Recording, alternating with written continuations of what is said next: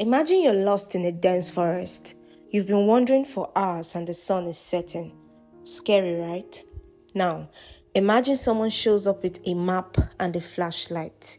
That's salvation, a rescue when you need it most. Okay, let's rewind a bit. Salvation is a story about how we got lost, why we need rescuing, and how we are brought back to safety.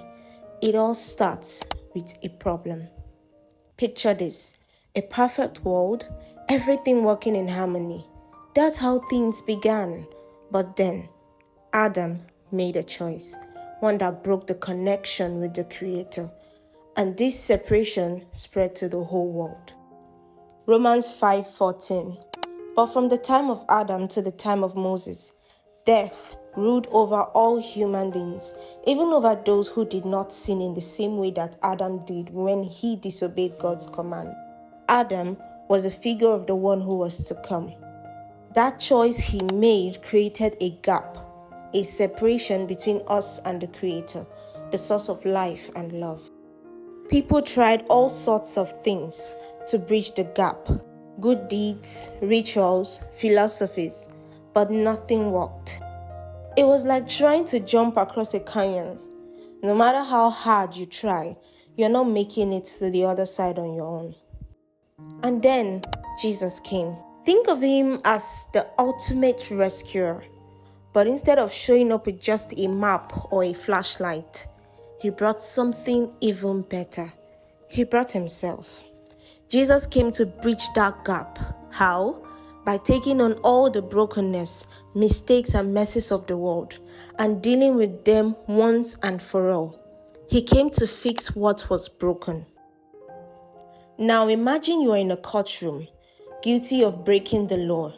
The penalty is too big for you to pay.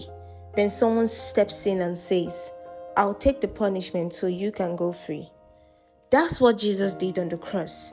He paid the price we couldn't, offering us freedom and a restored relationship with the Creator.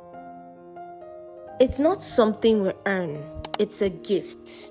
All we have to do is accept it. With Jesus, we are pronounced not guilty. Romans 5:16. And there's a difference between God's gift and the sin of one man.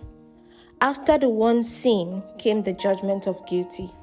But after so many sins comes the undeserved gift of not guilty. The Bible gave us a clear representation of how this works. At a time, the people of Israel rebelled against God and snakes began to bite them. They told Moses to pray to God for them. God heard his prayers and gave them a solution. God told them to make a bronze snake and hang it up so that everyone that looks at the snake hanging will be saved. Moses obeyed, and the people that were beaten by the snakes looked up at the bronze snakes and got well again. In the same way, the Son of Man is to be raised up so that everyone that looks at him and believes in him will be saved from sin and the consequences of it, which is death. You see, God saw we needed help, and he sent help through his Son, Jesus Christ.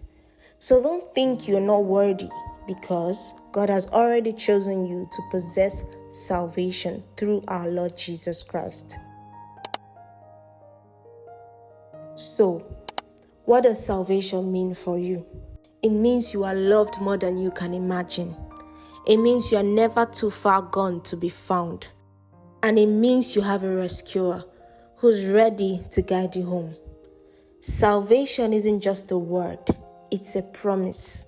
A promise that no matter how lost you feel, there's always a way back to light, to life, and to love.